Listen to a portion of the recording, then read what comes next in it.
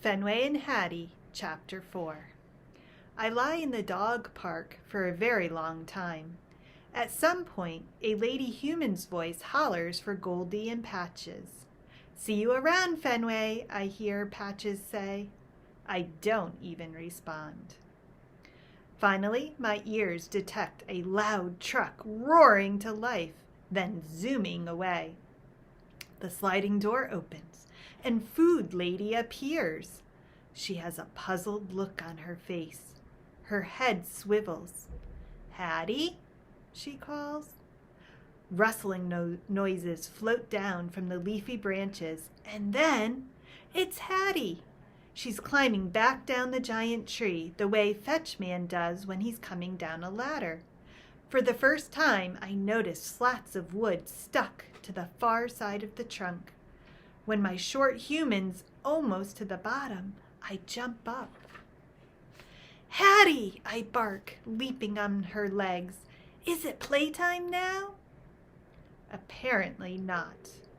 She scurries right past me to the porch, where Food Lady is standing. I race up behind her. But as soon as we're through the door, something is different. The house is not empty anymore. I cruise into the big room in the front. It's filled with scents that I recognize right away. Fetchman socks and newspaper and potato chips. Just like our lounging place at home. There's even a couch that smells exactly like the one Food Lady won't let me climb on. How did it get here? I poke my head into another room and find Fetchman busy opening boxes. I zoom down the hall and peer into the eating place. Food Lady is busy opening boxes too. But where is Hattie?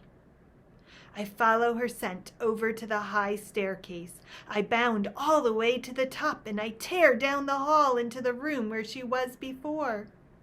There she is! Hattie's also taking things out of boxes. Clothes and shoes and toys. She must be very busy because when I enter, she doesn't even look up. I vault onto a bed that wasn't there before. It smells minty and vanilla-ish, like Hattie's bed. I curl up into a ball and close my eyes. Next thing I know, an alarming sound from downstairs wakes me up. Ding dong, ding dong. The doorbell. I hear Fetchman's voice, then the noise of the front door closing. Intruders again? I shoot off the bed and fly down the stairs past Hattie. The instant my paws hit the bottom step, a delicious scent fills my nose. It smells like gooey cheese, yummy sauce, and spicy pepperoni. It can only be one thing. Pizza. Yippee! I love pizza. I knew something wonderful was happening. "Great news, Hattie! Pizza!" I bark as we rush down the hall. But when she heads inside the eating place, I hang back on the safety of the carpet. I poke my snout through the doorway and inhale the luxuriously spicy and savory aroma. My tongue drips uncontrollably. Hattie and Fetchman are sitting at a table just like the one in our eating place at home. Food Lady opens a thin box and puts steaming slices of pizza on paper plates. I want to dash right in and wait for yummy bits of sauce and gooey strings of cheese to drop from Hattie's spot. But unfortunately, there's a very big problem. The wicked floor. That pizza smells so pizza-y, and my tummy is so hungry. There must be a way to get over to Hattie and plop next to her chair. I put one paw on the wicked floor's glossy, sinister surface. Yikes! It slides out from under me. Clearly, I'm no match for this monster. I slither back onto the carpet and collapse in a heap. I peer through the doorway, defeated and drooling. Fenway, Hattie calls, like she just realized somebody was missing. Clearly, my short human is unaware of the evil lurking beneath her feet. She gazes at me with sad eyes. Aww, her voice is filled with pity. Can't we eat pizza out here in the hallway? I whine. Hattie looks like she'd be up for it. But Food Lady has other ideas. She gets up and heads over to one of the big boxes. She pulls out a dish that looks just like mine. My tummy starts to rumble. Food Lady grabs a lumpy bag that I recognize right away. I immediately start panting. She takes out a scoop and the exciting sound of dog food rattles right on in. Wowee! It's supper time! I spring to my feet, my tongue slurping in tasty anticipation. I'm so ready! I'm so ready! I bark. But just like that, the happy scene turns terrible once more. Food Lady places my dish right on the wicked floor and then goes back to her seat. She nods at Hattie. Fenway, Hattie calls, her face hopeful. She points at my bowl as if I might not have noticed it. Why is she doing this? Fenway, she calls again. But nothing has changed. My dish is still on the wicked floor. Why is Hattie torturing me? I crumble onto the carpet, my tummy growling. Food Lady and Fetchman are patting Hattie's arm like they're comforting her. Hey, I'm the one who needs comforting, people. There must be a way to get that food. Hattie goes back to eating her pizza, but she keeps sneaking sorry looks at me. And then, in a flash, I know what to do. I push myself up and I stretch my head inside the doorway. I put on my most pathetic face. Stop tormenting me, I whine. I move up to the edge of the wicked floor. I whimper some more. Hattie tilts her head to the side. She looks like her heart is breaking. I fall to my bellies, paws stretched out in front.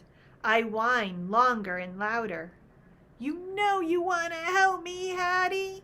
You don't want me to starve, do you? I can tell from her eyes that she's starting to cave. I give it everything I've got. Oh, please, Hattie, I moan. I'm so hungry.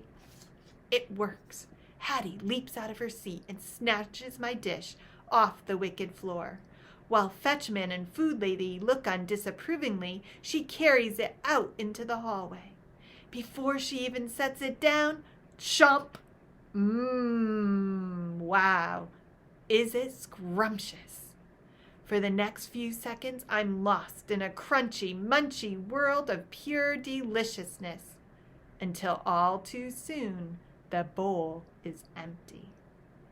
I let out a burp of deep satisfaction. That's my short human. I knew she'd come through. When the windows are dark, I'm upstairs in Hattie's room, lounging on the bed. I sprawl out on the cozy blanket, ready for my bedtime brushing. Hattie appears smelling strongly of mint, same as every night. She kisses my brown paw, my white paw, then showers my neck with kisses. I give her cheek a slobbery lick, and she giggles. She grabs the hairbrush snuggling next to me and singing in her sweet voice, "Best buddies, best buddies." Ah, each soothing stroke transforms my body into complete and total bliss. I roll over for the other side as Hattie keeps on brushing and singing away. When she gets to my belly, my hind leg kicks with delight. As the room grows darker and darker, my eyelids get heavy. I close them just for a second, and then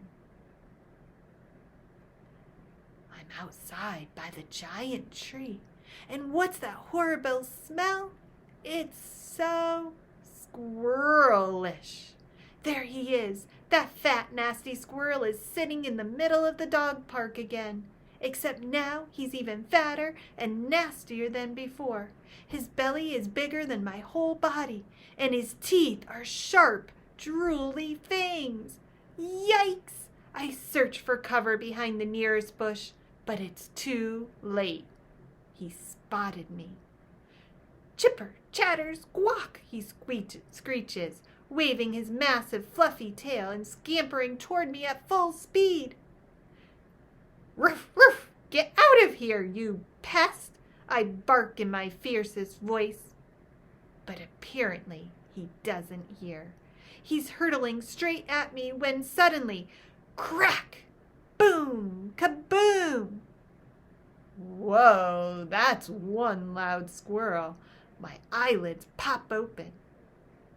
Hey, he's gone. And I'm back in Hattie's soft, cozy bed. A bright light flashes. Rain pounds against the window. Oh no, there's a storm outside, with boom kabooms. Hattie bolts up, her eyes wide. She clutches the used-to-be bear. Shaking with courage, I crawl onto her chest. I nuzzle the used-to-be bear. Hattie pats my back. "Best buddies," she whispers. I sigh with happiness. Me and Hattie are together, and everything's the way it's supposed to be. We are home.